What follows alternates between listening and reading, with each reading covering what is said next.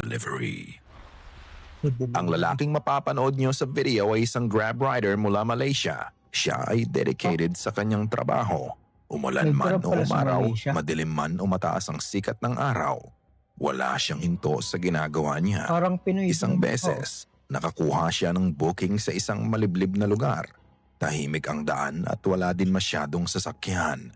Layo-layo ang bahay at makakapal pa ang puno sa Grabe gilid ng naman kalsada. daanan na to. Nang malapit na siyang makarating sa kanyang pagde-deliveran, isang bagay ang nakakuha ng atensyon niya.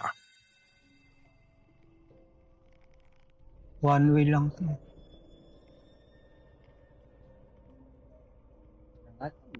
Yung tao nakatayo.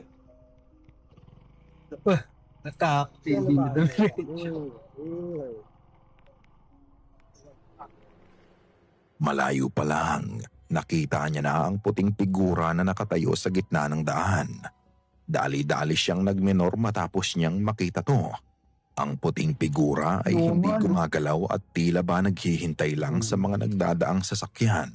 Para nga itong babae na nakasuot ng puting mahabang damit. Sa kanyang takot at pagkabahala, hindi na niya inusisa kung ano to.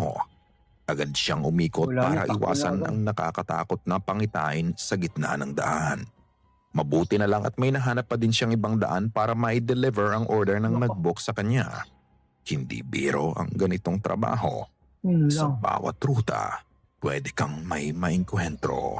Kaya sa mga rider natin, Buti malayo saludo nakita kami niya na. sa inyo.